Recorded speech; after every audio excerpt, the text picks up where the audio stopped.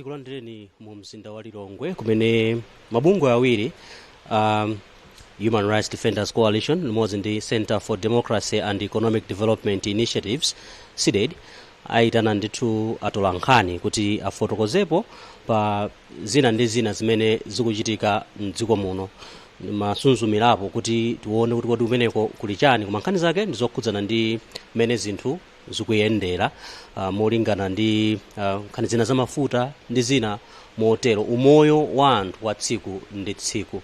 Ine ndi Chisomo Chingwalu ndiye amene akhale akutilankhula mawa uno ndi akuluakulu amabungwe amenewa ZodiakTv komanso HRDC, Sylvester Namiwa ku ZodiakTv komanso Michael Kayatsa ku bungwe limeneli la HRDC pamodzinso ndithu ndi adindo ena. Ndiye tisatenge nthawi yayitali kwambiri popeza akonzeka kale kuti atifotokozere zimene akufuna kuti mtundu wa Malawi umve maka mawa uno. Zikomo kwambiri choyambirira ndimafuna mundilole ndikulandireni anzanga atolankhani amene muli mu chipinda chino mamawa uno komanso amalawi amene mukutisatira kudzera pa Luntha Television, Zodiak Radio komanso Zodiak Facebook page. Tikuthokoza chifukwa nthawi zonse mukamva kuti tili zochitika makamaka msonkhano wa atolankhani simutopa mmakhala pomwepo. Allow me to welcome you to this press briefing this morning. Let me sincerely thank the members of the press for honoring our invitation.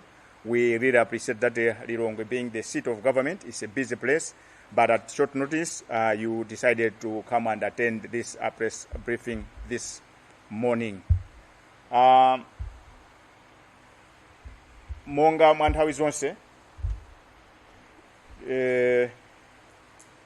tili ndi chikalata chimene tiwerenge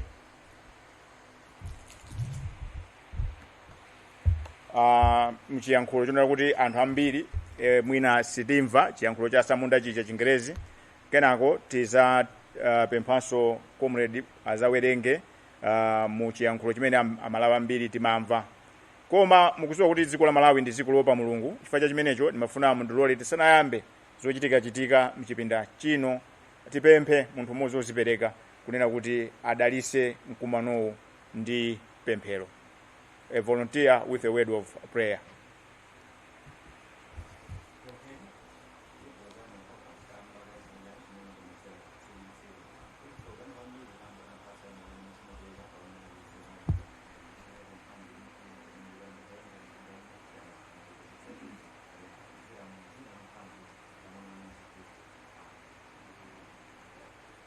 Zikomo kwambiri fa cha pemphero.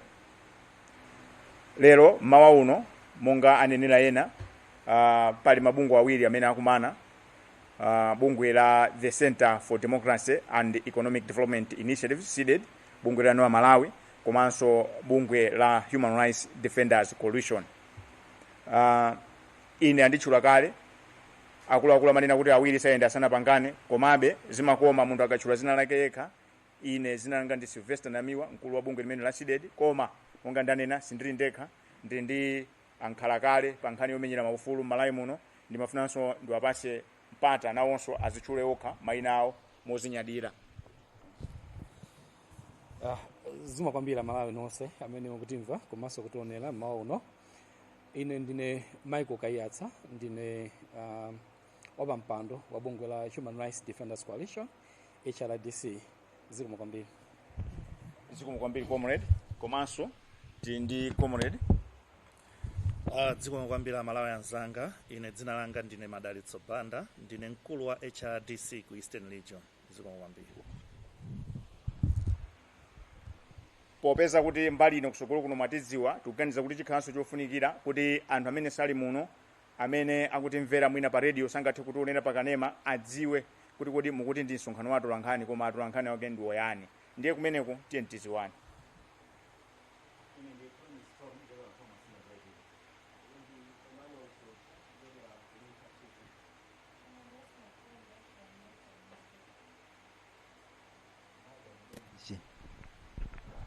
Karo Chalila Jaomba, Mibawa Television. Elizabeth Chingola, Mlimi Radio. Maranatha Chiumya, Mibawa Television. Lloyd Mbwana, The Malawi Post. ine ndi Gifting Tunes Media FM. Ine ndi Austin Katunga kuchokera ku ZodiakTv. Redson Digger from MBC. Chisomo Chingwalu wa Zodiak. Omega 3 seeded. Zainabu Hassan seeded. Zikomo kwambiri amene muli mu chipinda chino mukhoza kundivomereza kuti mphepo imene ikudusa muno ndi yachibale chifata ziwana kuti awo ndi auje. Mwa nthawi zonse seeded ikakhala ndi msonkhano watu lankhani amalawi eni ake amapereka mauthenga amene timawerenga. Koma lero zosiyana pang'ono chifukwa chokuti tili ndi mauthenga awiri akuluakulu. Ndeno zimene ndichite nzonera kuti ndiwerenga uthenga umodzi imene ndikalata. Ndikamaliza kuwerenga kalata imeneyo ndizapasira bwaloli kwa Comrade Michael Kayasa kenako tipereke kwa Madaliso Banda. Without much ado, I have a letter here dated 30th March 2026. It is addressed to the Anti-Corruption Director General, Anti-Corruption Bureau, PO Box 2437 Lilongwe. Attention Counsel Gabriel Chembezi, with a copy to the Director General, Financial Intelligence Authority, DSR. Demand to probe the 881,559 United States dollars Ejenco NGEM Commodity DCM Mitsubishi spare parts contract. As a mouthpiece of the voiceless citizenry, and in the exercise of its watch to grow, the Center for Democracy and Economic Development Initiative, CDED, writes you, sir, with reference to the above stated subject matter. At the onset, CDED intends to seize this opportunity to inform you, Acting Director General, that we have established that NGEM Commodities, DMCC, is connected to Savari Energy, DMCC, which is under the Anti-Corruption Bureau, ACB's radar. If your letter to CDED dated the 20th of March 2026 is anything to go by. This is proven by the two payments made by the electricity generating company, Ejenco, in relation to the matter at hand, as demonstrated in the last two paragraphs of this letter. It is also important to state that during the transition of power after the September 16, 2025 elections, this transaction was reported to the Anti-Corruption Bureau, and the docket was opened, but the file reportedly grew wings. This letter, therefore, serves to demand a swift reactivation of the docket and immediate action. Thus far, CDED contains that on May 13, 2022, Ejenco entered into an agreement with a Dubai-based NGEM commodity, DMCC, to supply Mitsubishi genset spare parts for Kanengo and Mapanga sites valued at 881,559 United States dollars under contract number EG 025/55/G financial year 2022-2023. The then Chief Executive Officer for Ejenco, Mr. William Leabunya, signed the contract on behalf of Malawians with Vindera Muluwira as a witness, whereas F. Raman signed on behalf of Savari with Khalidi as a witness, according to the documents CDED has seen.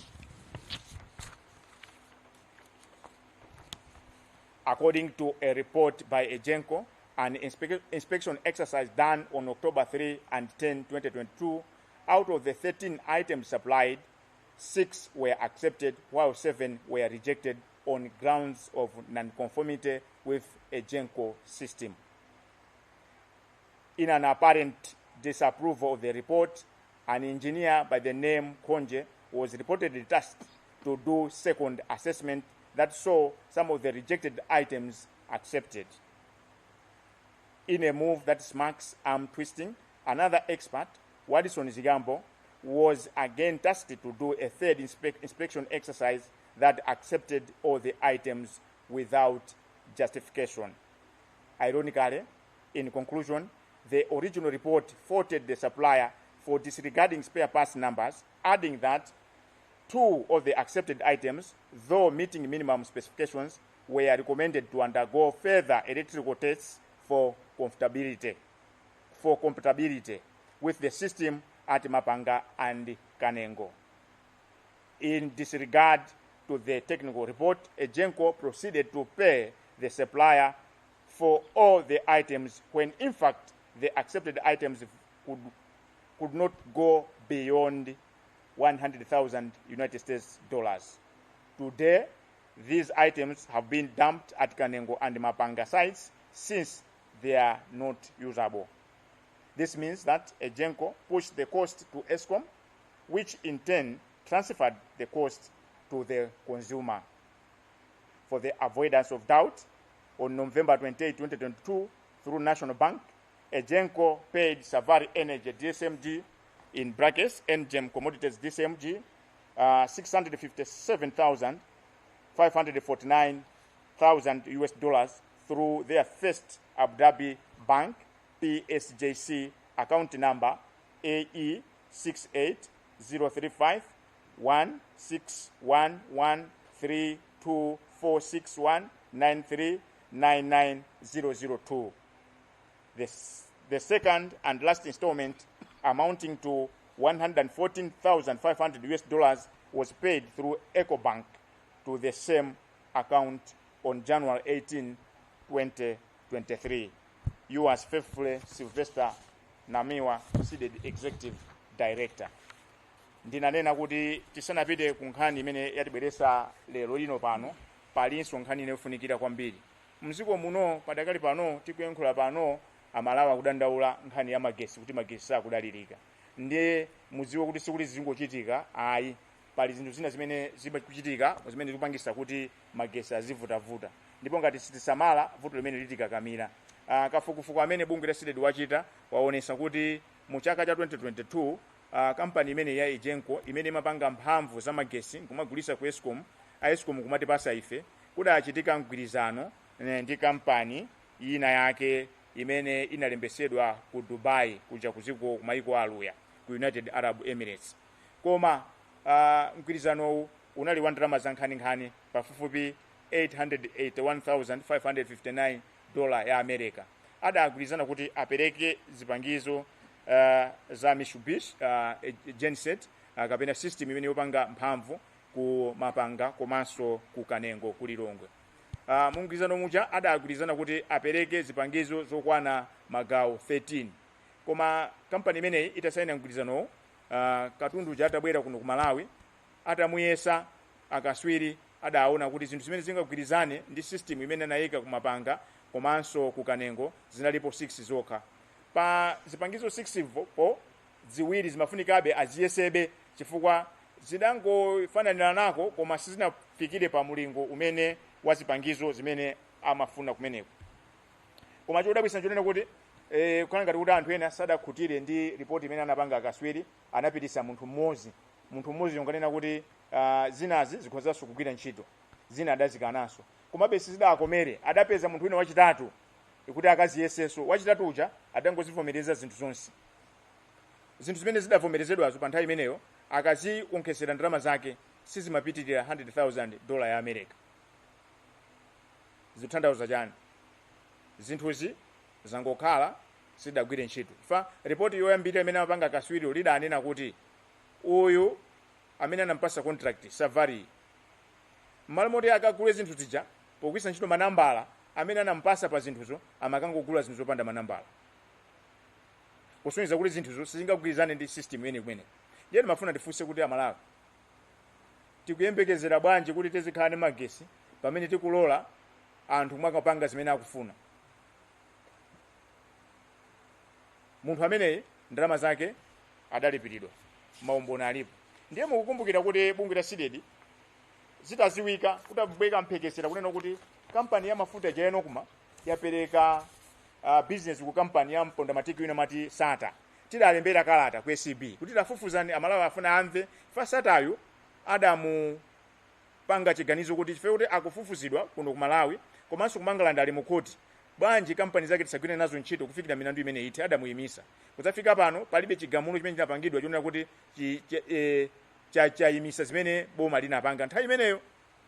Nde ICP adatiuza kuti akufufuza, ndiye mene mafufuza nkhani itapezano kuti uyu Savari amene upereka mafuta kunokuma kampani yake ndi imene iso imene akapereka zinthu ku Echenko.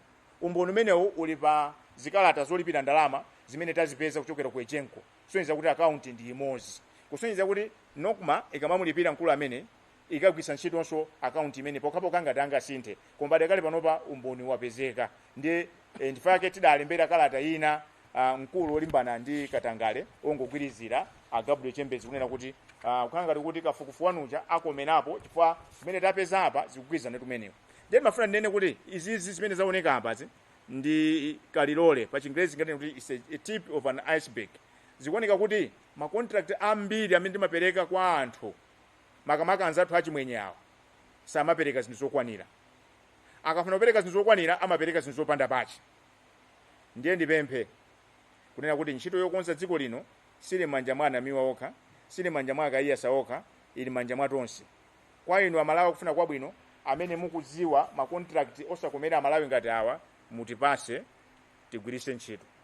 Padakale panopa maso alikuwa Gabriel Chambers kunena kuti tabweresa nkhani kuti ku Echenko kunachitika zinthu zosakhala bwino, tifuna nkhani imene muyifufuze Amalawi aziwo choona.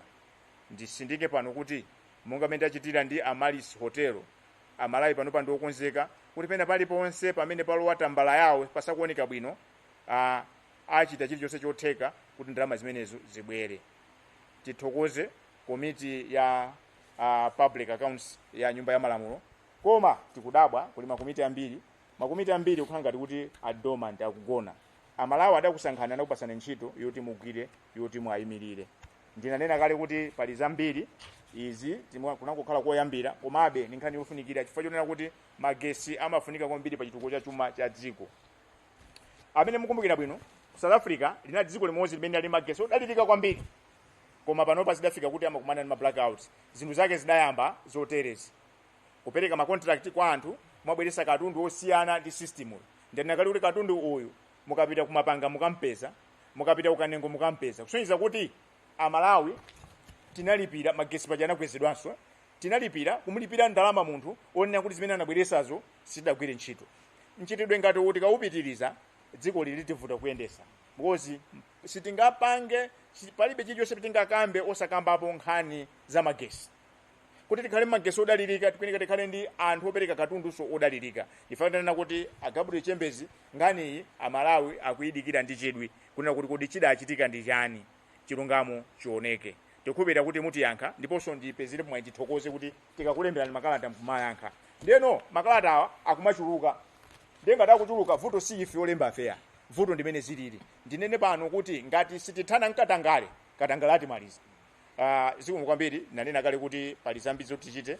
Allow me to hand over the mic to my colleague Comrade Michael Kayasa to read the statement of the day. Over to you, Comrade. Thank you very much, Comrade Sylvester. Good morning once again, members of the press and all Malawians that are following us this morning. I will read a joint statement that has been prepared by CDED and HRDC on the recent fuel price hike.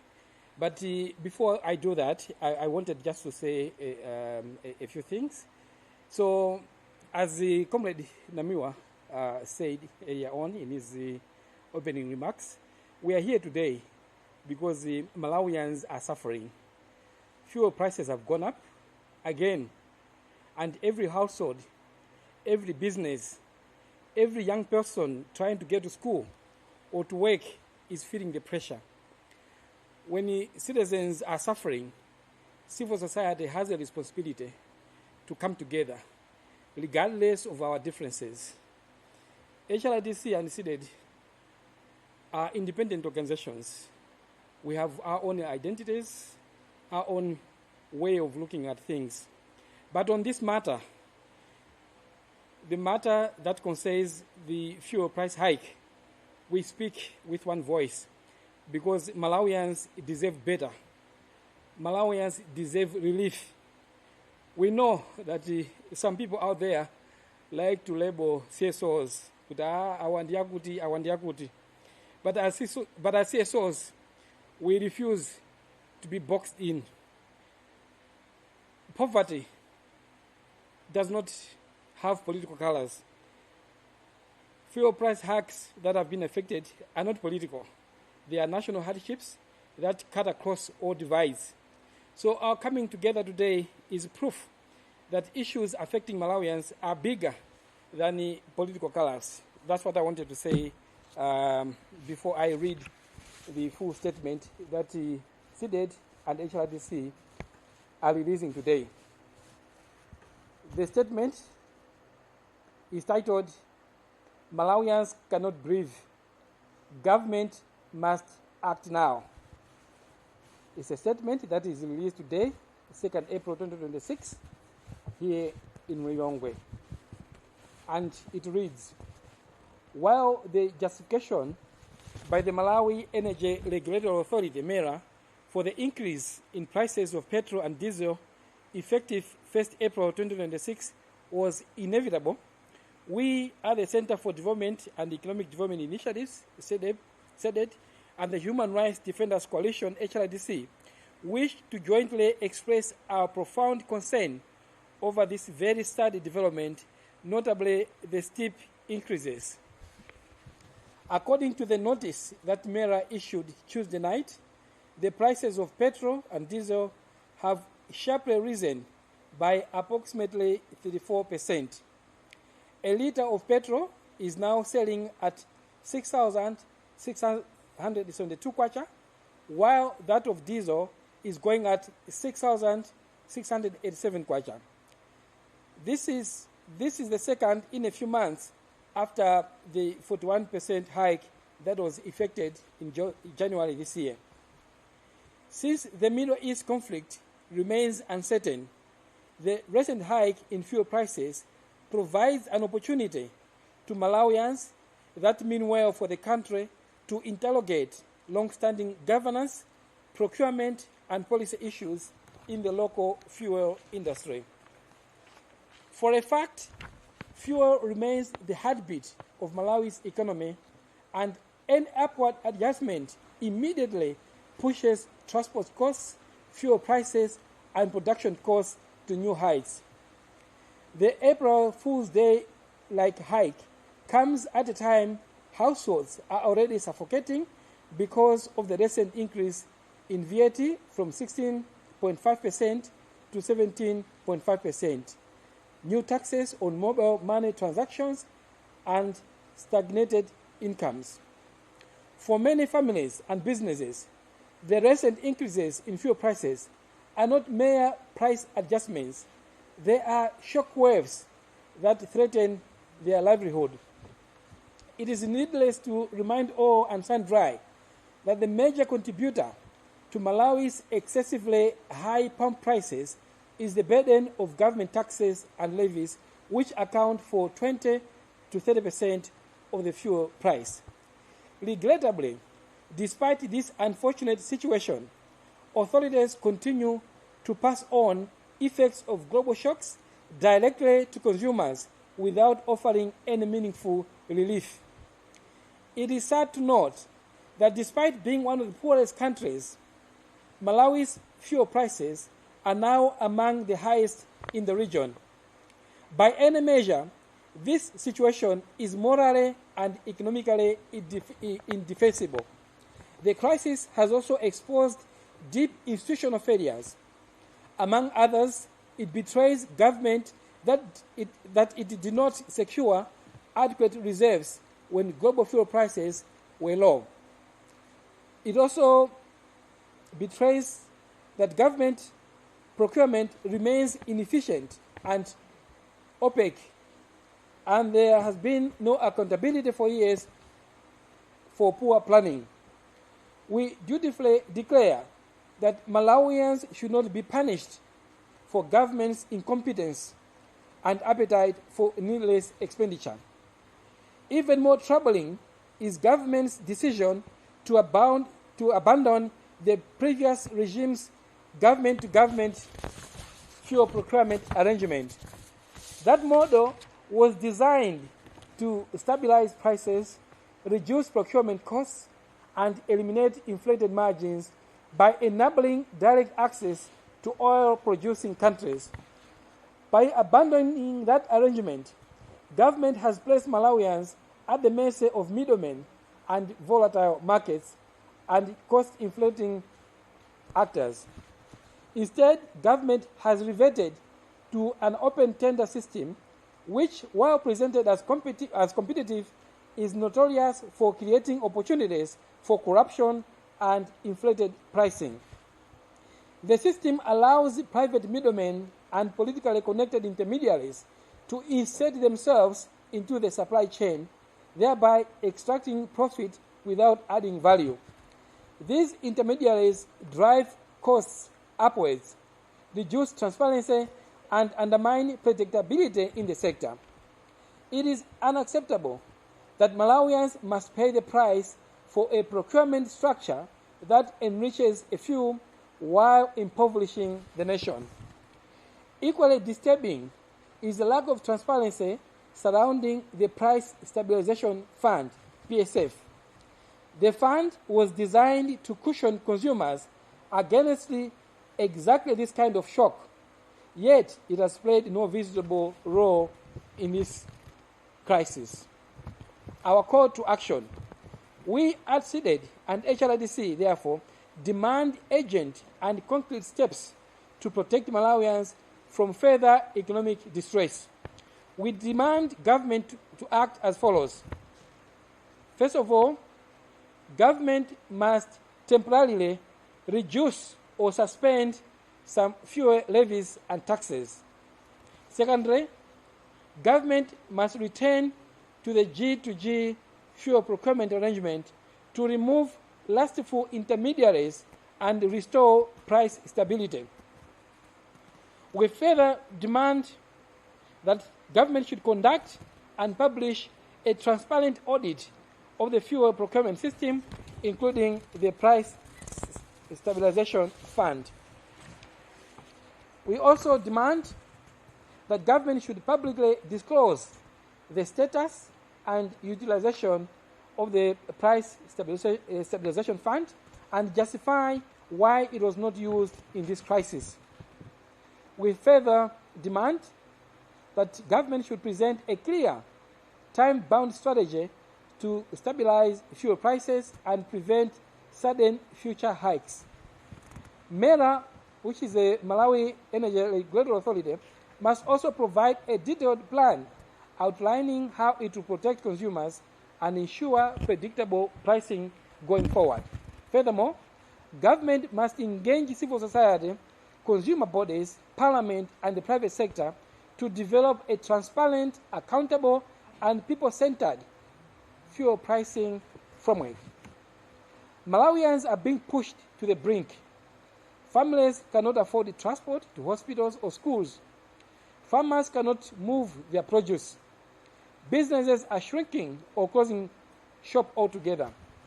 Essential services are being strained, yet government continues to demand sacrifice from citizens while avoiding scrutiny of its own inefficiencies and wastefulness.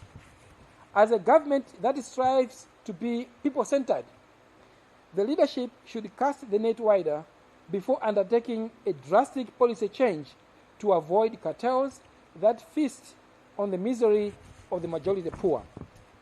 Malawians deserve to be treated with dignity. They deserve leaders who stand with them, not systems that enrich the few at the expense of the majority. The time to act is now. Malawians are failing to breathe.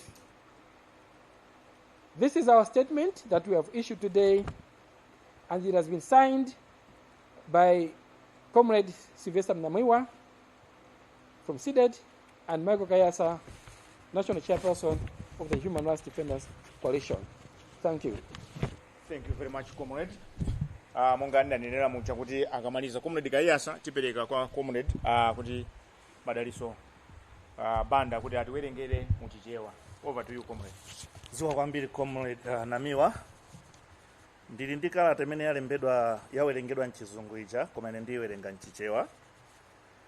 Kalata yolembedwa ndi SIDED pamodzi ndi HRDC pakukweza mitengo wa mafuta a galimoto pa 1 April 2026. Mutu wa kalata ukuti Amalawi akusowa popumira, boma lichitepo kanthu tsopano. Kalata iyi yatulutsidwa lero pa 2 April 2026 kuno ku Lilongwe. Ngakhale kuti bungwe la Malawi Energy Regulatory Authority MERA lasindika kuti kukweza mitengo ya petrol ndi diesel kuyambira pa 1 April 2026 kunali kosapeweka, ife ku Center for Democracy and Economic Development Initiative SIDED komanso Human Rights Defenders Coalition HRDC pamodzi tikufuna kufotokoza nkhawa zathu pa nkhani yokhumudwisayi makamaka pakukweza mitengo kwambiri chonchi. Malinga ndi uthenga omwe MERA idatulutsa lachiwiri usiku, mitengo ya petrol ndi diesel yakwera kwambiri ndi pafupifupi 34%. Lita imodzi ya petrol ikugulisidwa pa 6,672 kwacha, pomwe diesel akugulisidwa pa 6,687 kwacha. Izi zachitika patangopita miyezi yochepa mafuta atakwera ndi 41% mu January.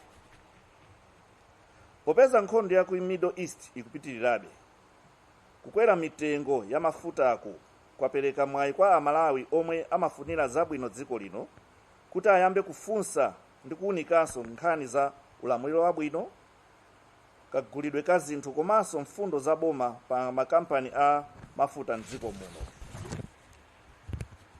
Zona zake nzakuti mafuta a galimoto ndiye nsanamira wa chuma cha dziko lino, ndipo mitengo yake ikangokwezedwa mayendedwe, chakudya ndi katundu osiyanasiyana nazo zimakwera mitengo pompopompo.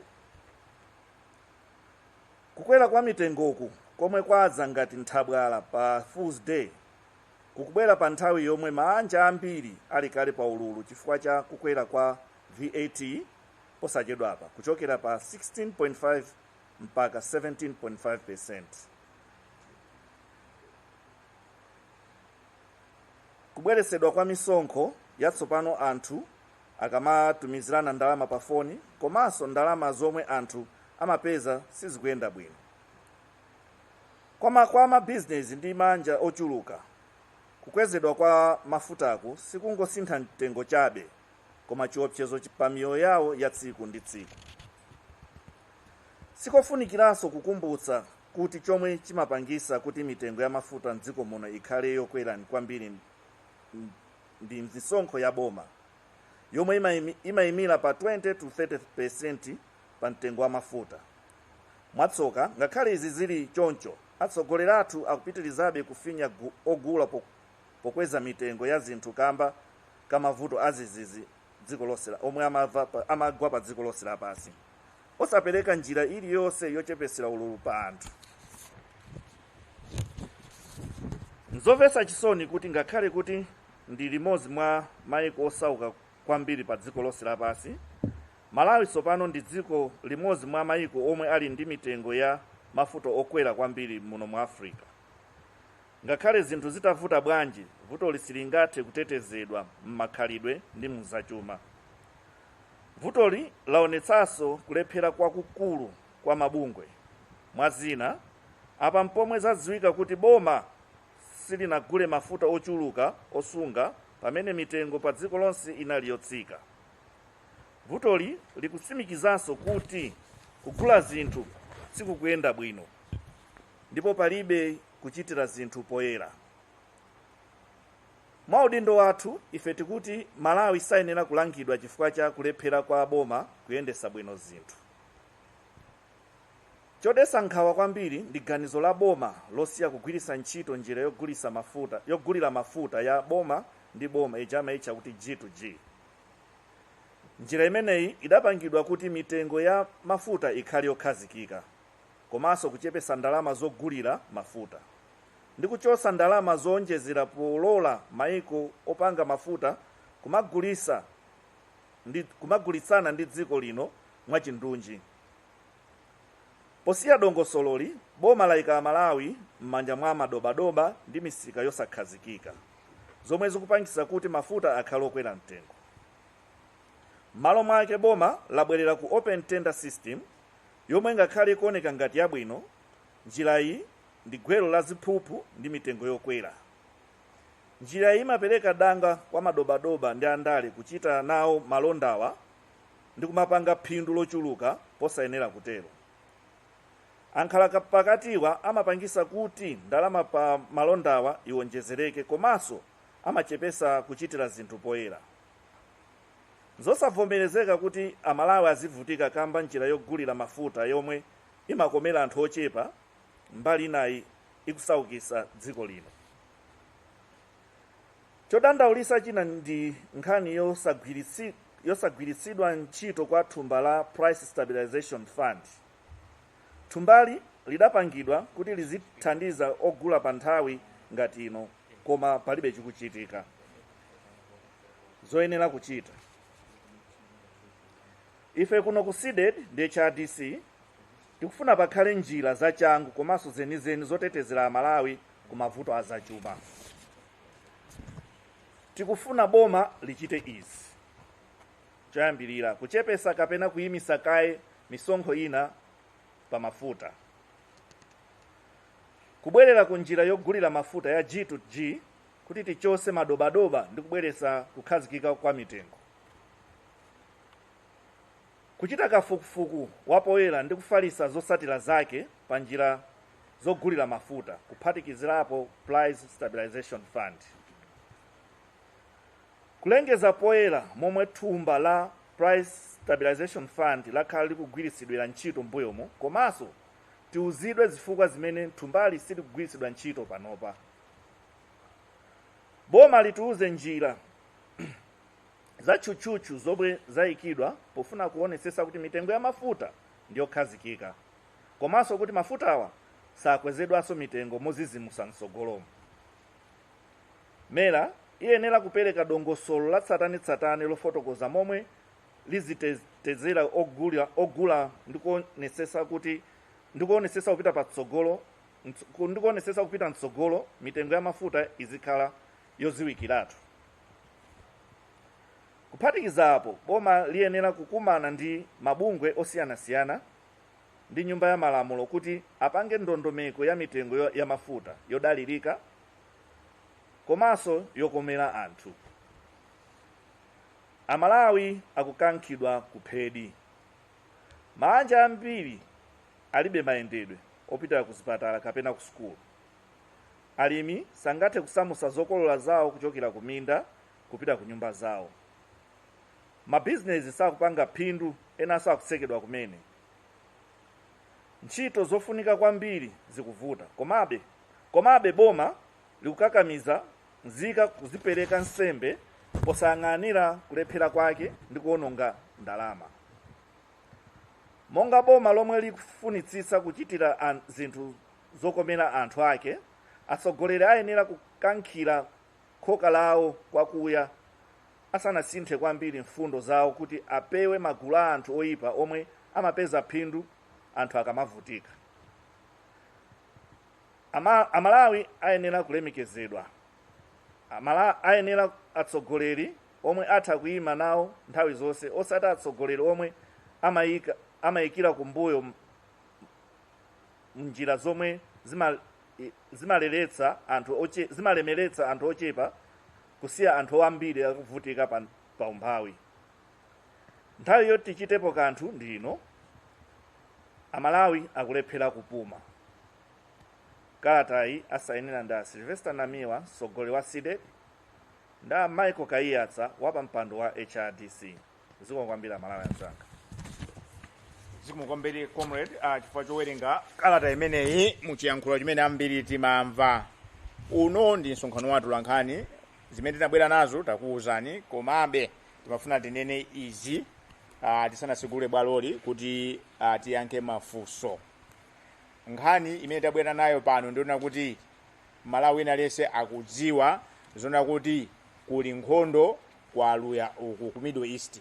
Nkhondo imeneyi yasokoneza china chilichonse, kayendesedwe ka sitima, nkhani za ma insurance kapangidwe kwa mafutako kuli chipwirikiti amene akuyamisa chipwirikiticho chokoma choti Malawi akumudziwanso. Ndiyeno atabwera pano kunena kuti chinthu chikumachitika chilichonse chimachitika ndi cholinga. Pamene chinthu chikuchitika chimafuna chizitipangisa ife kusintha kapena kuzifunsa mafunso olimba. Ndiye msonkhano wathu lankhani uno tabwera ndi zinthu zingapo zimene tifuna tikambirane.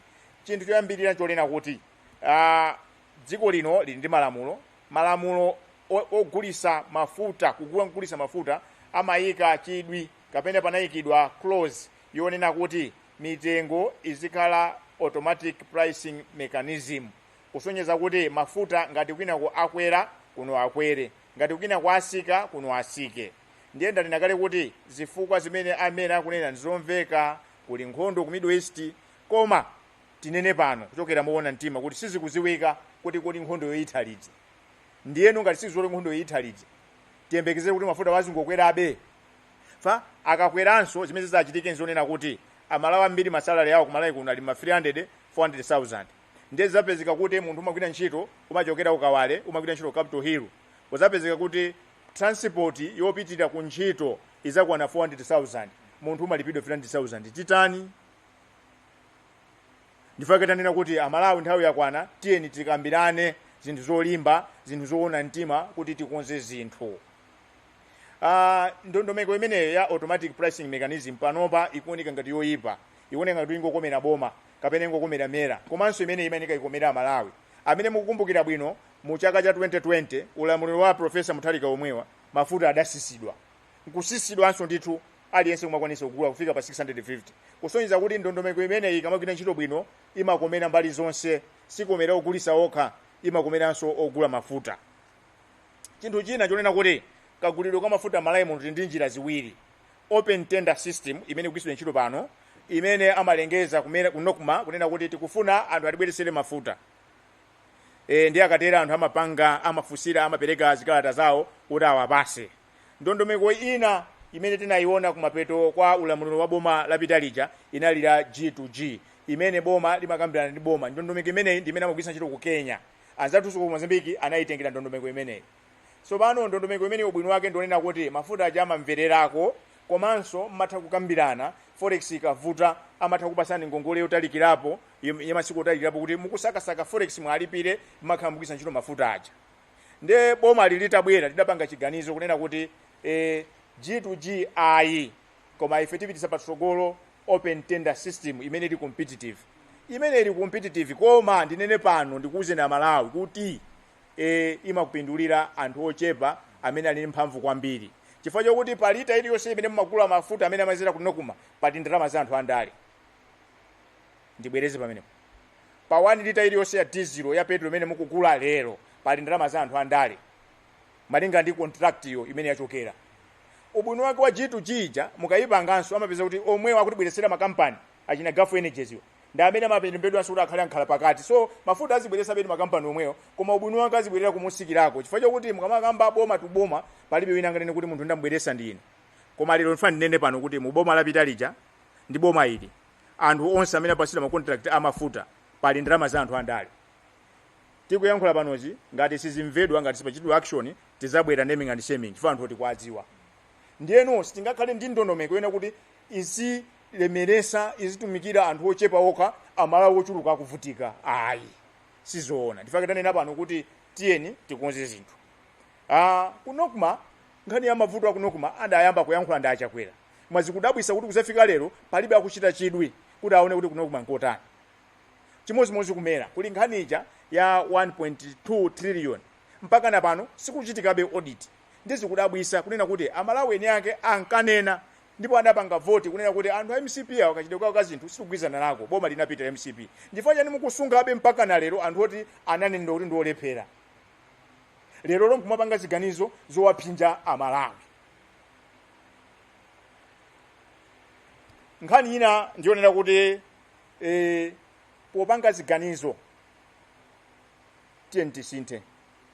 Chifukwa chokuti ziganizo zambiri zimapangidwa ndi anthu oti afuna kupindula pamwamba pa mavuto pa Amalawi. Muzikome mlandu ena yake sasamala za munthu amapanga za iwo.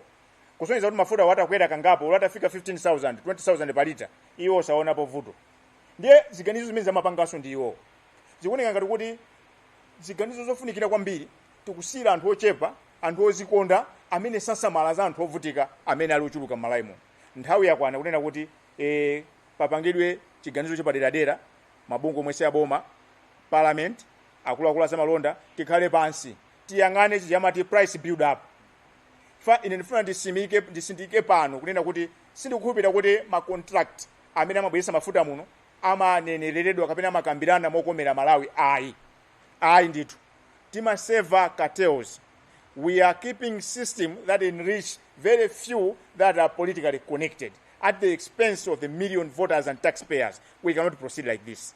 So ndimafuna ndisindike pano kuti sitinabwere pano kususana ndi zifukwa zokwezera mafuta and ndifo kondwa kuti Malawi nkhani ayilandira chifukwa akudziwa kuti mavuto achokera apa. Koma amene tikukamba za mavutowa tipezenso njira zokonzera chifukwa sizikuziwika kuti kodi nkhondoyo ku Middle East italiti ndiye kodi ngati nkhondo kumapitirira mafuta kutipitirira kukweza nthawi yakwana kuti tiyang'ane kuti kodi pa price build up ndi chani chimene tingachosepa kuli ma levels pafupifupi 13 kodi singafike nthawi yona kuti popeza ma level omatumikira ife tomwe sitingapange kuomba nkota kubwera metabwerera apa pala anduna apa za chuma apala anduna apa za usifalisa nkhani apa pakhala anduna za mphamvu za magesi apa pakhala akaiyasa apo pakhala ndani tikale round table kunena kuti akuluakulu mafuta acha kamabwera mtengo timayikamo izi sitingakambirane ngati dziko kuti tibayi misakaye izi kuti mtengo khale kobe kudikira kucha kuti kodi kuthe bwanji chinsisi kapena kubisa kumene kumachitika pa kagulidwe kama mafuta kukupindulira anthu ochepa ndi anthu amenewo amapereka uphungu lakuika kwa asogoleri. Ndifakatana kuti pano pangati pakamata 7 days 8 days ngati zimene tayankhula pano sizimvedwa tizabwera list kuti kampani yakuti anabweresa ndi auje amatenga ndalama zakuti aboma lapita boma laso panoli awa akutengapo chakuti awa anabweresa kampani anabweresa makampani onse amene amabweresa mafuta kuzera kunokuma kuli anthu amene anakwira pankono amene ndalama zotima alipirira mafuta amene timagulacho. So ngati mavuto abwera kholo sino ingati kuti likoperekeratu kwa ana aya kholo limene kalizipanga lizilandira likupanga absorb the shock kuteteza anthu enachi chifukwa tifune tisafune dziko lili pa umphawi kula Malawi ambiri akuvutika nikupereka chisanzo cha anthu amene ali pa ntchito nanga amene sali pa ntchito chifukwa nchache ziwira kuti mafuta akakwera chilichonse chimakwera. Choncho ndimafuna ndisindike pano kuti nkhani ndabwerera pano si nkhani yonena kuti mafuta akwezedwa pa zifukwa zoti zisamveka ayi zifukwa nzomveka anditi kuthokoza Malawi chifukwa zomazimva mwazilandira komabe pali zina zoti ngati dziko tiyambe kukambirana muona mtima kuti tizikonze. Tisana sekulebe bwalo comrade Michael Kayasa, you may wish to say something. Yeah, zuma kwambiri comrade Sylvester ndimangofuna ningokambapo nkhani ya price stabilization fund. Amalawi tena nditu tivese kuti kodi fund imene ndi chani nanga imatithandiza bwanji nanga nchifukwa chani sinagwiritsidwe ntchito panopa pamene mafuta at the global level akwera kwambiri choncho. So price stabilization fund kamena kuti PSF ndi thumba lapadera lomwe amasunga ndi amera. Cholinga cha thumba limeneli nkupereka cushion mafuta akakwera. Ndifotokoze apa kuti thumba limeneli ndalama zake zimachoka kwa ife ya Malawi. Nthawi zonse pamene tagula mafuta papampo pa lita iliyonse imene tagula mafuta pamakhala ka fee kapene kamapita ku thumba limeneli.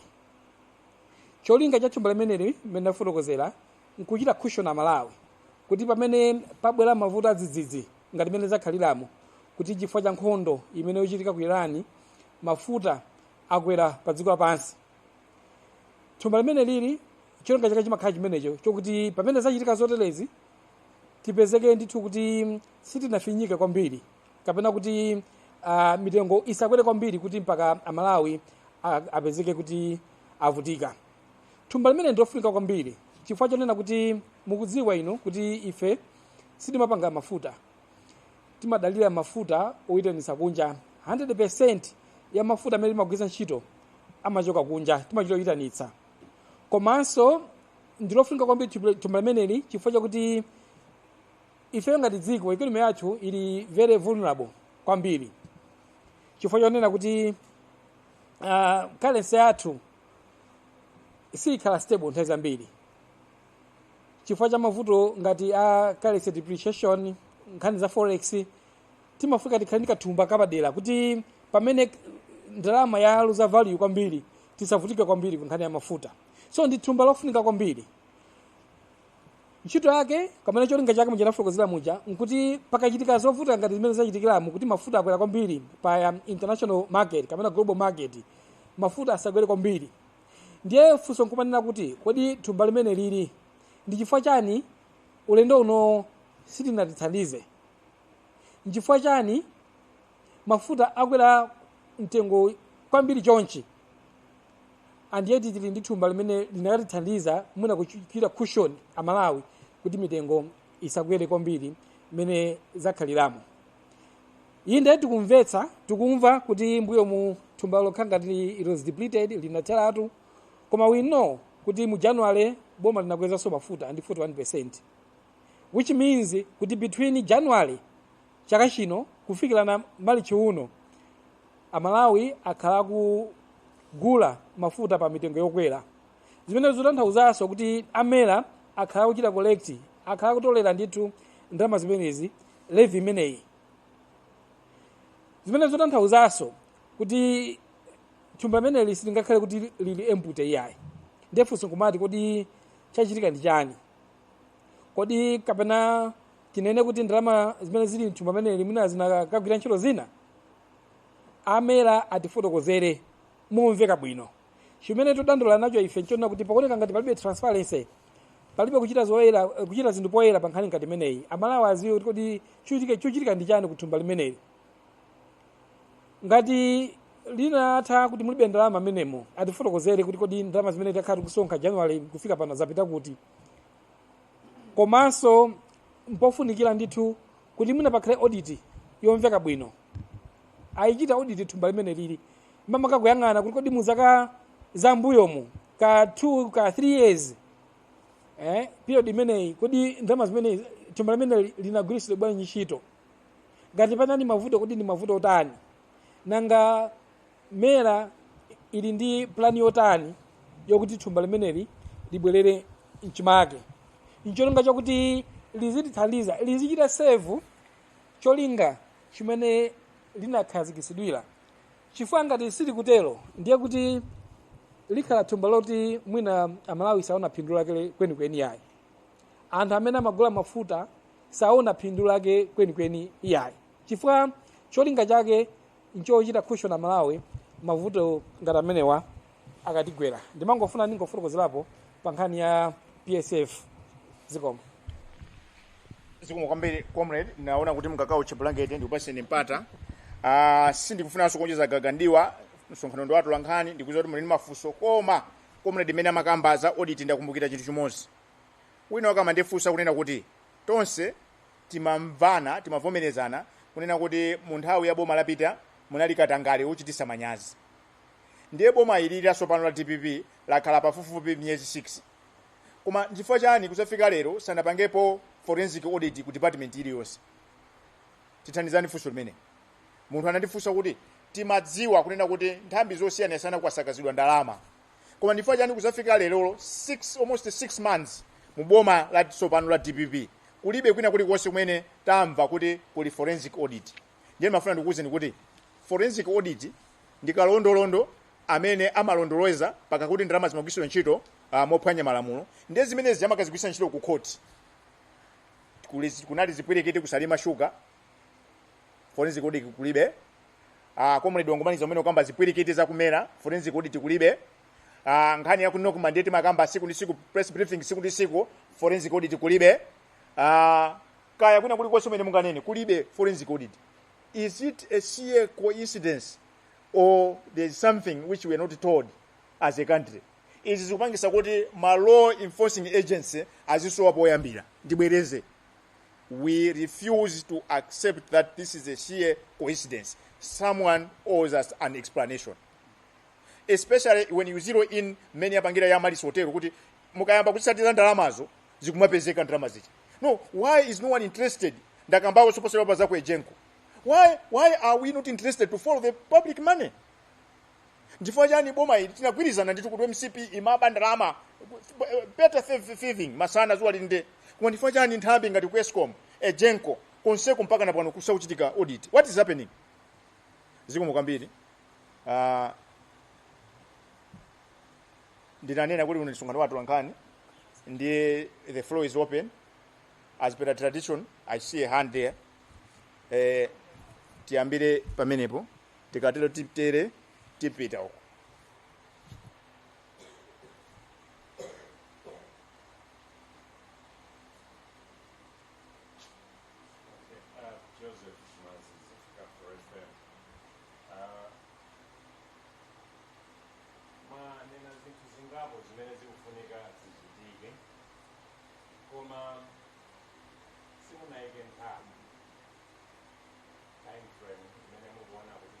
Zichitike achitepo kanthu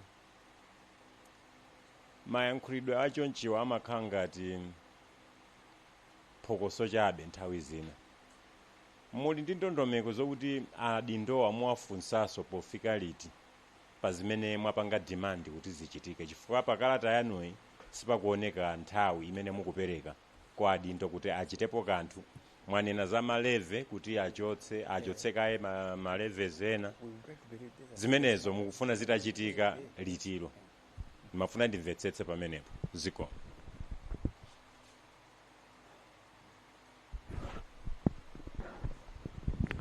Chingwalu kuchokera ku Zodiak. Kungonjezera pa nkhani yokhudzana ndi amene akambira Joseph za malevezo mwatsindika kwambiri za G2G kuti tibwerere kumeneko.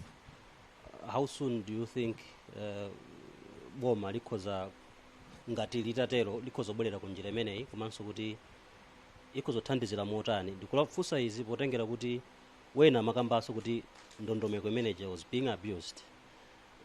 Inu ngati amabungwe mudachita kafukufuku pamenepo munafunsa mafunso kuti ndi chifukwa chani sitikupanga machawi apo londoloza zinthu zina ndi zina.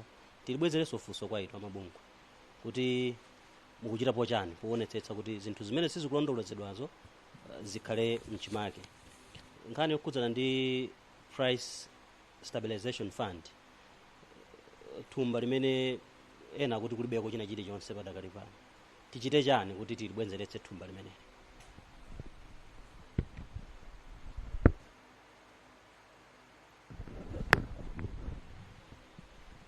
I'm Carol from Malawi Television. I wanted to know your stand on fuel price policy hike or G2G or automatic pricing. I don't know Ngadian Vega or on the Belezensi. Okay, I wanted to know your stand. Are you on fuel price policy hike or G2G or automatically pricing? Tamva je mwali chikuyankha. Zikumukwambiri. Talandira mafunso atatu kuchokera ku Capital Radio, Zodiak komanso Mibawa. Comrade, yambanipo. Okay, Joseph, funzo lako lamveka. Tiyankhe motere. Issue hii ndi issue imene ikukhudza Malawi. Is an urgent issue. Chizungu chake tikatero. Ndi issue imene kufika mayankho lero ndi lero. Because ndi issue imene ndithu ikukhudza umoyo wa Malawi wa tsiku ndi tsiku. Muchati nafulokozera muja kuti mafuta akakwera amakhudza wina aliyense, amakhudza mbali zonse za umoyo. Transport, zakudya, groceries amakhala kuti akwera. Pamafunika ndithu action. Tidakakonda kuti a president achite issue ma directive mwachangu mena achitira anzathu ku Zambia. Ku Zambia si adadikire kuti anthu ayambe kuyankhula kenakono atenge action. Mafuta atakwera automatically, okay, not automatically, koma immediately tinaona ma policy decisions akutengedwa. kuchosa malevi, kuchosa mataxes ena ndena, kuimitsa mataxes ena ndena for Zambia for 3 months, Namibia. We also expected the same.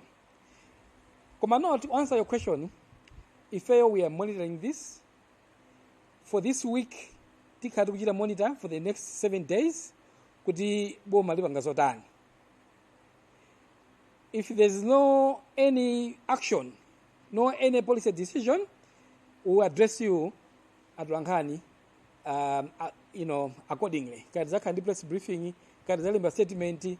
Komano, we expect agent action. This is a matter of agency. Sitingati ya 21 days, this is something that needs to be done, immediately before you ndinkani imekuza umoyo wa Malawi.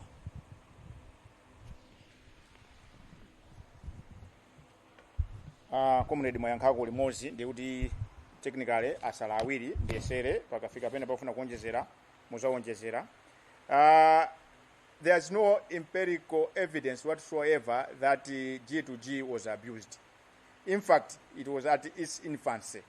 It's unfortunate kuti mbuyo muja zimene timanamizidwa kuti iyo ndi G2G sinali G2G. Evidence is there for everyone to see. Komano tikayang'ana kuti nkhasako. For democracy is about majority. Tikayang'ana kuipa kumene kuona kwa open tender system ndi G2G. Pazimene taona ife tikuona kuti bola ko G2G. Chifukwa open tender yo ndana kuti contract ili yonse imene masanidwa imakhala ndi wina amene wamugwira pankono. Abwera akayesa ndigwira pankono, ndi akayesa pali zawo, abwera madaliso, abwera achungwalo pamene pacha. Ndanena kale kuti mmene anena community ikamata 7 days ngati sipakhala movement apa. Tizabwera pano kunena kuti company yako titiyamba ndi Gulf Energies. Gulf Energies imene alipereka mafuta aja anabwera kutangacha. Mafuta amene aja amatipasa pa 180 per metric ton. Pamene ku Kenya amapasa mafuta aja $80. Mwaona pamene po G2G. Mwaona kusiyana pamene. Nde olo G2G tapangidwa kuti abuse kuma singafike because imachita kufika times. We can half our budget ya mafuta tikakwisa ntchito G2G. We can cut it to half. And we know ake malipiridwe amapereka kanthawi kakatali kwa basi 90 to 180 days kuti tilipire. Ndene mavuto athu a forex ife njira yabwino imene ikokhala imene tipange explore. Zikavuta tipange hybrid. Tizilowa uku ndi uku. Mnthawi imene maninga ndi mavuto athu. Because pakutha pa zonse ndikupanga safeguard and protect public interest. Koma iyi open tender ikutipweteka. Ndalina kale ndifuna ndibwereze sumane kuti makosa na mamulumuza na apitaja padakale pano patikagula mafuta pali ndalama zawo. Mamulumuza na abwera pano wanso umboni nditu ulipo ogwirika pali ndalama zawo. Ndiye tipitira kupereka ndalama mpaka naliti. Bolani mbuyo muja timapereka ndalama mafuta walipo sizimatiwawa. Koma lero mafuta amene amachokera kuli nkhondo kulibe. Ndiye inuyo mukanati mvira chisoni ndalama zanzo mukanacho sapo kale. Unfortunately anthu amene tikuwapasa anthu olemera kale. Most of the people they need this money just for survival. Kodi umuntu uli kuti? Ndifaka nena kuti apena pake statement anena kuti zimene zikuchitika apa morale sungazikire kumbuyo munthu oti ndi umuntu. Sungayikire kumbuyo zinthu zimene zizi. So democracy is about majority. Koma nkhani yofunikira kwambiri nkhani ya mafuta timayisiya minority that are selfish kumapanga ma decision. Open up. This is the time to open up because we cannot begin to talk anything without fuel. This is the engine that drives the economy.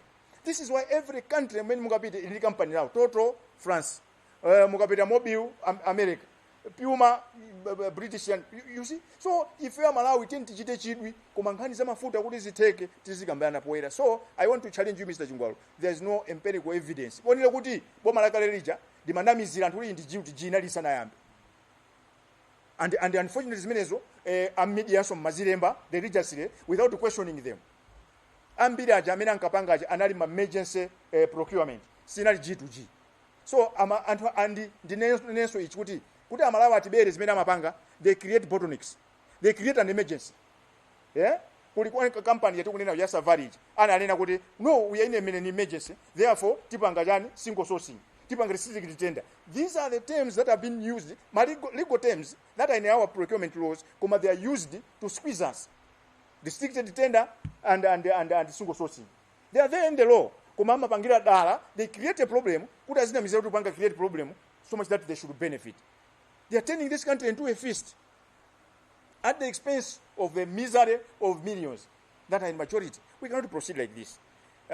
Fusura kumibawa mufuna stand yathu tanena atu kale kuti zimene akunena amera zoti mafuta akwere mtengo nzomveka kuli nkhondo tanena pano sitinakane koma tasinanene zimenezi tanena atu zimenezi koma nkhani nena kuti kukwera kwa mafuta uku nkhondo imeneyi yatikumbusa kuti ngati ziko tikambirane democracy mphamvu zimakhala kwa anthu ndifake pa 16 tinakavota ndi anthu awa amene tinapasa mphamvuwa simabwana ya they are supposed to save us ndiye ife ndamene tabwera pano pakuti mukutira mulira inde koma kukweza mafuta ako ngakhale mukuyuza automatic price mechanism ifika siku lake unaona kuti isafika pa equilibrium salary ya munthu izifanana ndi chani ndi transport ndiye sanafika kumeneko tikhale pansi. We are not headless chickens, we have got brains, and this is democracy. This is why we are here. Kuna kuti ndiyambe kukambisana tipeze njira yona kuti adindo atitumikire moyenera because they are leaders, because we are here, you see.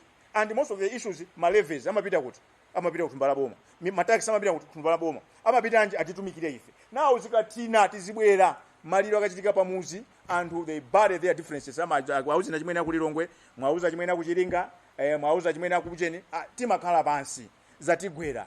Kodi nkhani yakofe ndipange bwanji, nkhani yakuti tipange bwanji, agwera apa ndi maliro akuchoka nkhondo ku Middle East ndiye no pasapezeke ena kuti angosenza okha maliro wawo kakamira tiye nthawi nino tani tikambirane kubisako ndi kumene kubweresa mafunso kuti kodi price stabilization fund yapita kuti nkhani yonena kuti kuli ndalama zina za marepo tikusonkhabe kodi padakali panopa sitinganene kuti ndi mmene zavutiramo tiyeni marepi tiyike pa bench myezi 3 kuti mafuta aja atisikeko. Mu statement mukaona akunena kuti mafuta aja akabwera ngati mete maitanisa chine chonse chimene chimapangisa mtengo choti ufike uku ndi topotopo zimene boma limayika apo. Pali zinthu zambiri zimene zimakhala kuti pa 100 kwa cheri yonse 30 kwa chema khayo pite kuboma. Kodi zatinamo sivuto la boma sivuto lanu ndi vuto la nkhondo pene kuchoti ya zinthuko sitingakhale pansi kuzana kuti akuluakulu ndiyete kachosa chakuti result yake ndi imene ndiye democracy zimene tikufuna anene ma implications zimene zingateke when we begin an honest and candid discussion. Kumaso ogulawo akhale transparent. Ndikuba yonda kuyankhana. Zikumo kwambiri. Funso limodzi lomaliza. You want to add? No, Comrade. it's Okay. okay. I wanted to tackle the final one. Okay. So you can start. No. Okay. Yeah, comrade wafulokoza kwambiri Sylvester. Nkhani ndionena kuti mukangana the way nkhani ili magawo awiri. Pali mbali ina mitengo ya mafuta we have no control. Mafuta tukugula kuchoka kunja. Koma pali gawo linanso loti we have control. So mbali imene tili control ndi ya taxes, ya levy, ndi zina zoterezo. Imene we can control. Muka mvera amene akufotokozera katswiri misonkho kama levies akuchita contribute almost between 30 to 40% ya mtengo wa mafuta. Kusenza kuti boma litapanga chiganizo kuti maleve nawa awachita suspend kandi malepo umene anena anzanga kaya ndi road levy ija mtengo wa mafuta ungatokusika tingoyerekeza kuti mwina 20% achosa mafuta amene malevies iwo by 20%. Ndiyo kuti mafuta atsika ndithu Malawi apeza relief. That's what we are saying. Ngani ya price stabilization fund titani kuti tichite replenish. Ndisanga funso limene lolo muna funso likale kuti kodi ndalama zimene mera yakhala ikutolera tingoyerekeza for the last 3 months poyamba ndi zingati nanga zakugwira ntchito yanji zapita kuti chifukwa Amalawi akhala kugula mafuta akhala kupezeka between January and March sitinakhale ndi fuel crisis kweni yayi mafuta mapezeka ma filling station, which means kuti anthu amagula, and which also means kuti ngati anthu amagula ndiye kuti kandalama kaja ka fuel levy amatolera ndithu amera. So amera singanene apa kuti ayi kulibe ndalama. Ngati tanena choncho ndi atiuze kuti ndi ndalama zimene amatolerazo zapita kuti. Kodi tinene kuti mwina zinapangidwa divert ku zinthu zina zimene sizokhuzana ndi cholinga cha fund imeneyi. So what we are saying is that there has to be a level of transparency. Amalawi awuzidwe kuti kodi chenicheni ndi chiti zokhuzana ndi nkhani imeneyi ya price stabilization fund. The next thing then ndimene mwafunsa achingwalo kuti pakhale plan yotani. Apapa plan ichokera kumera atiuze kuti kodi plan yawo ikhala yotani kuti fund imeneyo ipangidwe rebuild. Ma reserves apangidwe ndama zimene zamu fund imeneyo tichite rebuild this fund. Plan imeneyo ichoke kumera, ichoke kuboma, and that's why we are saying kuti mera tikuipasa nthawi kuti itiuze kuti what is their plan in terms of rebuilding this fund. Pali nkhani ina mwina tinanena mungo duselapo sitinasindike bwinobwino nkhani ya ma reserves.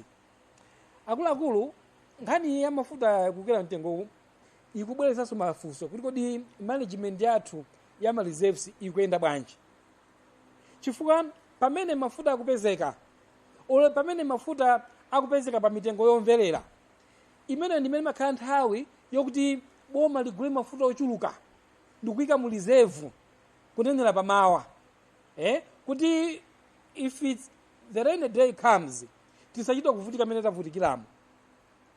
Komano now nkhani ya mu reserve ikuoneka ngati sikubwera. We demand an explanation kuti kodi kuma reserves kuli bwanji kumeneko. Panali nkhani ina, of course ayankha position yathu. I don't think I need to go back. I think ifuso mene anafusa akaro. Mwina mada mungatokhala zonjezera. So on this question or any other question? Ziwa kwambiri senior comrades. I think zambiri zakambidwa. Ndimangofuna kuonjezera pa nkhani ya ma reserves ipa. Kuti HRDC ndisidedi masiku awiri atatu apita mbuyomu inayesera kulembera NOPMA kalata kuti tikhale nawo pasi tidziwe kuti kodi iwo ngatiso amene amagwira ntchito kwambiri ya makabweresedwe ka mafuta m'Malawi muno kuti kodi ku Malawi kunoko pakali panopa mafuta alipo ochuluka bwanji, chifukwa zaoneka kuti masiku ambuyowa supply ikuvuta madera ambiri pa last week kufika wiki ino ma filling station ochepa amene akumakhala ndi mafuta. So we tried to engage NOPMA. Unfortunately sikunabwere yankho limodzi. So nthawi zimadabwisa kuti ukazakhala kuti ufuna kufufuza chinthu kuma mabungwe ngati amaofesi akuluakulu ngati amene wangati sakuyankha ndi pamene umayamba kumazifunsa mafunso kuti koma kumene kuzili bwinobwino akuopa chani. So tapempha NOPMA Amalawi afunika adziwe, tapempha amera mene akunenera azinzanga NOPMA mera mwauza Amalawi pakali pano adzikhozekera adziwa kuti mafuta tili nawo kapena tilibe. Ngati kulibe kuli njira zotani in place right now zimene zitapangise kuti tikhale ndi mafuta mdziko muno kusiyana kuti bwereso pazana paja mene zinali ndi boma lina lija kuti anthu azigona pa filling station zimene Amalawi pakali pano sakufuna. Ziwa kwambiri. Nkhani ya ma reserves iyi atikumbusanso chinthu china kuti tili ndi lamulo la blending ya petrol imene manena kuti gawo lililonse la petrol akabwera tikagula kuchokera kunja kuja timayeneka zisukunula ndi 20% ndi ethanol. Kumalawi kunoti ndi ethanol chifukwa cha ulimi wa nzimbe, tili ndi ethico kudwangwa, ndi tili ndi presken kuchikwawa. Ndiyeno tikakhala kuti takhazikika mafuta chakulidwa mwachilungamo amayeneka kuti tiziwe kuti at what point in time amapanga blend. Nanga akapanga blend popeza 20% ndi figure yayikulu kodi imapanga reflect iso pa pump price. So Malemu Bingu adapanga chiganizo kuti timange ma strategic grain reserves kuopa zinthu ngati zochitika ngati izizi. And if I stand to be corrected amayeneka kukhala ndi capacity ya 30 days, almost 1 month.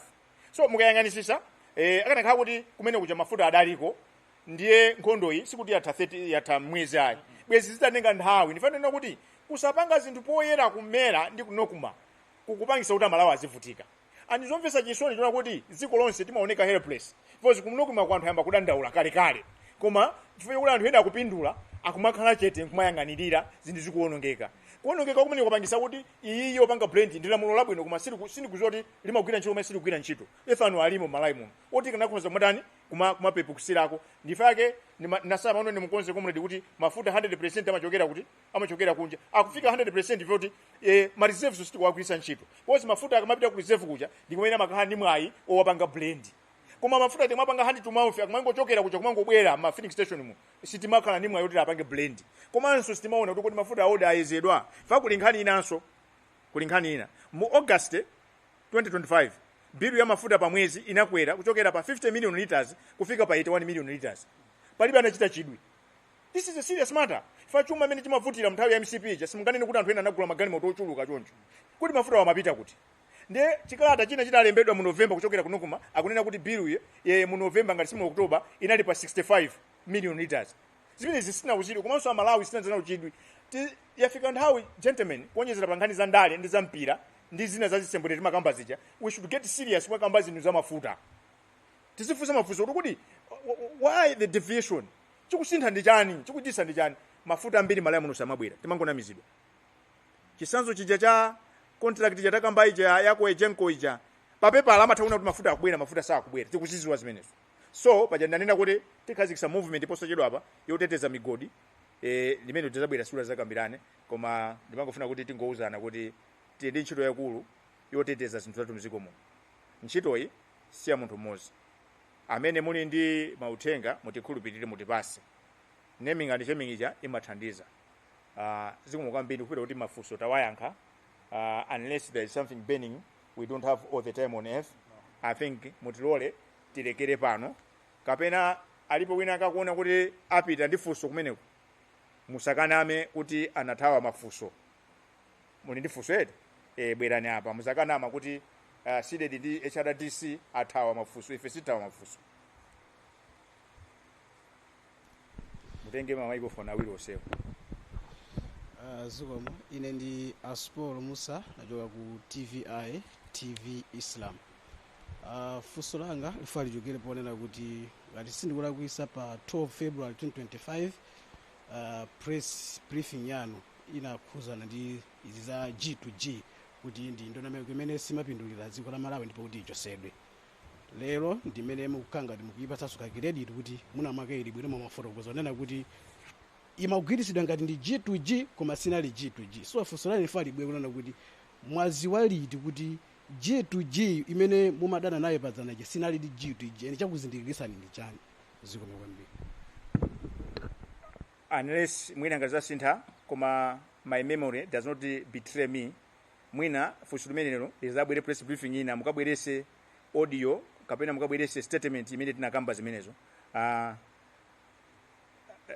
I'm getting tempted kunena kuti it's just a waste of time kuti tizipanga I'm sorry I'm at pains next press briefing mukabwerese evidence to justify your question mwina tinaseka nkale mundilole kuti tilekere pomwepo tinayamba ndi pemphero mundilole kuti tiseke ndi pemphero komanso ndiye kuti tilipo pa 1-on-1 ngati mukumbukira panali nkhani ziwiri tinayamba kuwerenga kalata ngati pangakhale mafunso pa kalata ija yako ejenko ndi yankha zimenezo koma pa statement imene awerenga comrade Michael Kayasa ngati pali mafunso ayankhe ndiwo ndimafuna kuti tipite chisogolo motero ndikuthokozeni kuchokera pansi pa mtima atulankhani amene munabwera muchipinda muno komanso ndithokoze amalawi eni yake amene amatisatira pa Luntha Television Zodiak online komanso Zodiak radio mawa mukamva kuti tikubwera tizakhalepo koma ntchito yokonza dziko lino tisasiyire anthu ena ndi udindo wa wina aliyense zikomo kwambiri thank you very much for your kind attention tipemphe ozipereka aseke ndi pemphero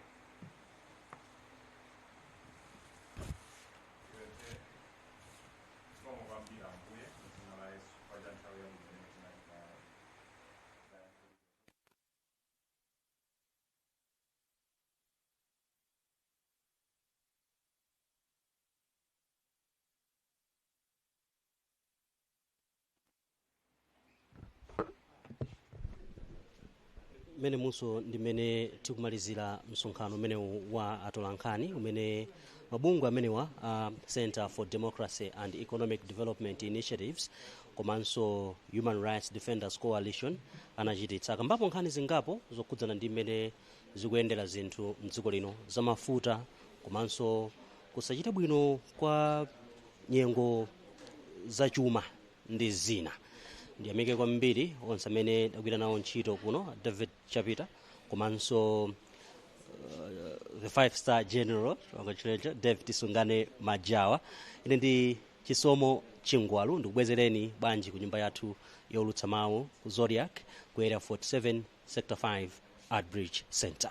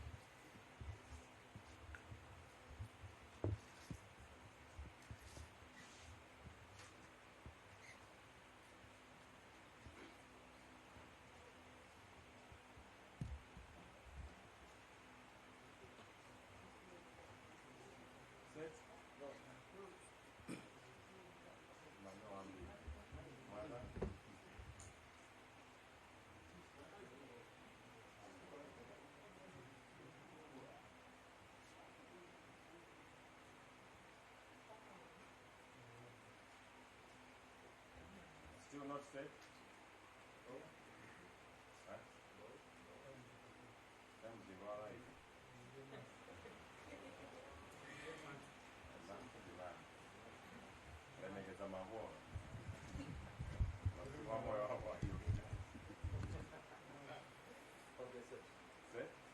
Alright, basically in the first place, what has united you together, CDD and HRTC?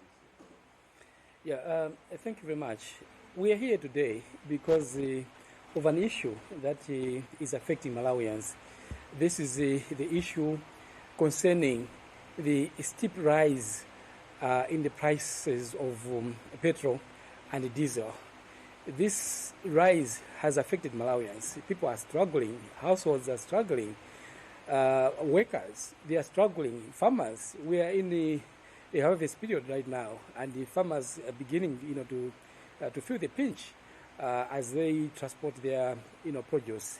So what has united us is a common concern around the suffering that the Malawians are going through. CDD and HRDC are two different organizations. We are both a civil society, but we have our own identities and our own perspectives.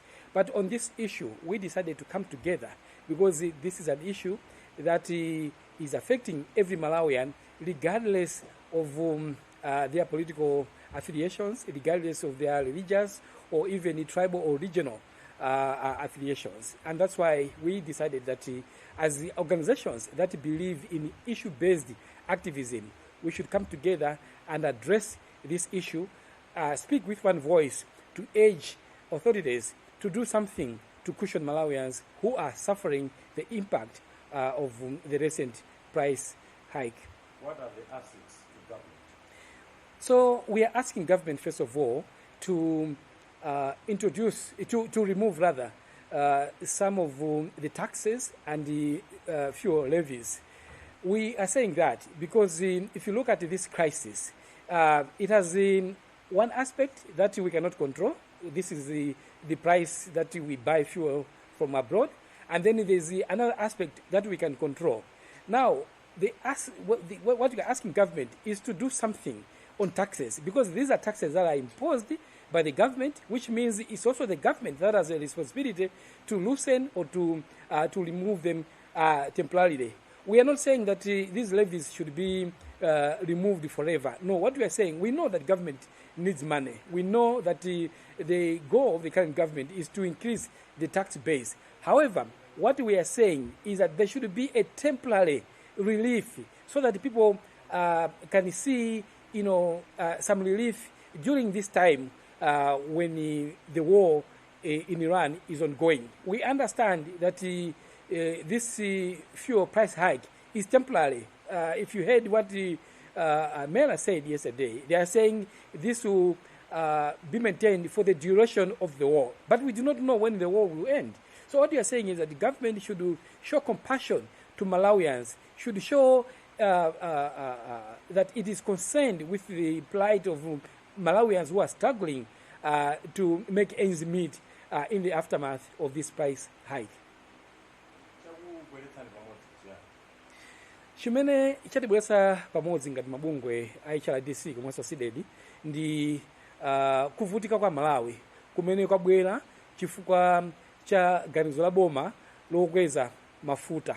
Tikumvetsa kuti mafuta akwera chifukwa cha nkhondo imene ikuchitika ku Iran. Koma tikupempha boma kuti mafuta akwera kwambiri pofunikako ndithu kuti atsitseko. And chimene tikupempha boma chonena kuti ayang'ane ku mbali ya misonkho. Chifukwa mukang'ana mtengo wa mafuta pali zinthu zina zimene boma lilibe control. Boma silingachite china chilichonse chifukwa choti mafuta mtengo wa mafuta umayikidwa kunja, so boma lilibe control. Komano pali zinthu zina zimene boma lingathiwechita control ngati misonkho. Misonkho imayikidwa ndi boma. Malevi amene tukamba apawa amayika ndi boma. Ndiye kuti Amalawi asavutike kwambiri kapena asavutire kuvutika, boma lionese mtima wabwino pochotsapo ena mwa misonkhoyo kapena kuchita suspend. Nzotheka kutero. Taonako anzathu ku Zambia adachita chimodzimodzi, ku Namibia apanga chimodzimodzi, ku Tanzania ndi mayiko ena. Ifenso tingathe kukwanitsa. Situnena kuti achotseretu misonkhoyo mpaka kalekale iyayi. Tikudziwa kuti boma lofuna ndalama. Koma angochotsako pa nthawi imene nkhondo ku Iran ikupitirira. Mupitiro imene iyi chifukwa titamva amene akunena kuti mitengoyi ikhala iliyokwera chonchi pa nthawi imene nkhondo ikupitirira. Koma nkhondo ikatha atsitsa. Ndiye tikunena kuti pamene nkhondo ili mkati angochotsako misonkhoyi kuti mitengo ikhalepo yomvererapo, ibwereko pa mlingo umene Amalawi ambiri mwina angatokwanisa.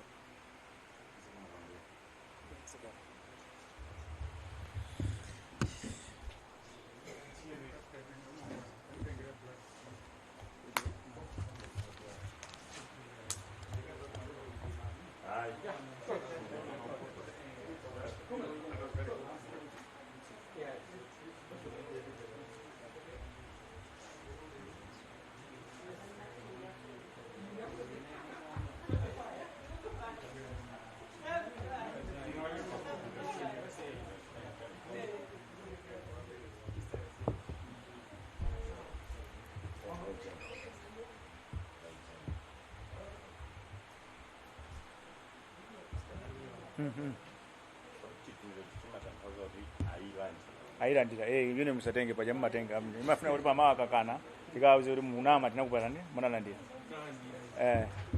wina wakana atenga kalata ena yake ya idapita koma sinu yamukana khawe mukanabweresa feni da chimwene yanga ndikukayikira awa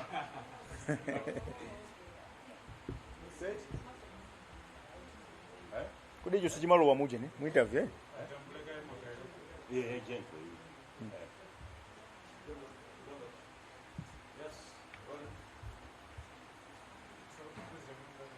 Okay, fine. Okay. You've written ACB again on the issue to do with suspicious amount of about $800 million a contract to do with the chain. Can you shed more light on that one, and what is it that you're asking? We have made a vow to follow public funds, as the Malawians are dissatisfied with the availability of electricity through the national grid, ESCOM. Details have emerged that at one point in time in the year 2022, a contract was awarded to upgrade Mapanga and Kanengo systems. But out of the 13 items it appears 6 were accepted, and those that were accepted were valued at around or close to $100,000. But in a typical move of arm twisting, the whole amount was paid. And the company involved, according to Ejenko, it is NGEM, but according to our investigation, it is connected to the same company that is believed to belong to a business person, Zunif Sata. But then that's besides the point. The point is, since they were forced to accept things that are not usable, it means Ejenko pushed the cost to ESCOM, and ESCOM in turn pushed the same to consumer. By the way, this is exactly how South Africa lost its glory in as far as being the giant of energy in this part of Africa. It is for this reason that we are besieging the Anti-Corruption Bureau to zero in on that matter, because there were attempts to cover up on that serious matter. As we are talking to you now, those unusable parts have been dumped at Kanengo and the Mapanga stations, because according to the technicians' report, some of those items were not compatible to the system which Ejenko uses. This is a serious matter, because we cannot talk of any business, any development without reliable power. Now, just recently you wrote SCB again, and there was an issue to do with the same Ejenko, and I believe you have a response from the SCB. What is it that you want SCB to do with Ejenko, considering that a number of issues are coming out? In fact, it should not been an Anti-Corruption Bureau. It should have been government authorities. There are more reasons to compare a well-meaning public authority to commence forensic audit at Ejenko. There are too much shoulder deals that cost Malawians a fortune in terms of reliable power. So the emphasis should not go to Anti-Corruption Bureau alone, but the appointing authority ought to commence forensic audit across the board. On the part of Anti-Corruption Bureau, we are excited to report that this time around they are showing trends of seriousness, because they have responded, and their response, they have hinted that 4 officials at Ejenko are about to face prosecution. We would like the Anti-Corruption Bureau to continue the way they are operating, because corruption is the vice that is threatening the very spirit and soul of this country. If you don't fight and finish corruption, corruption is going to finish us.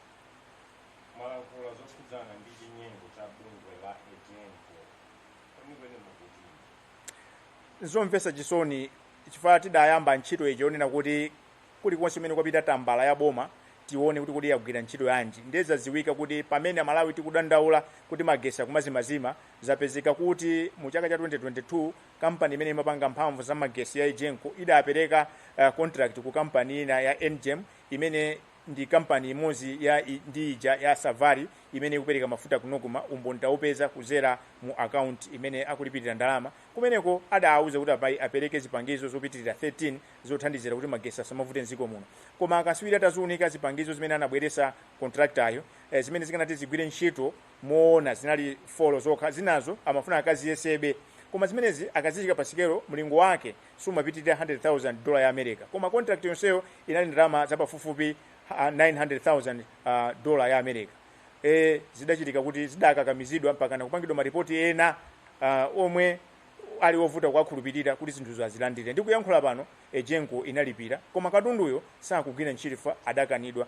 Mu ripoti limene akaswiri adapanga adaonesa kuti uyu amene amatigulisa zinthuzi samalabadilako nambala ya zipangizozo. Ndiye mukudziwa inu kuti chipangizo chilichonse chimene mumachigula timagwisa ntchito nambala imene ima ndi umboni kuti chikagwira ntchito.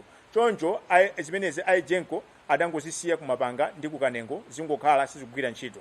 Ndiye bilu imeneyo anayipitisa ku ESCOM.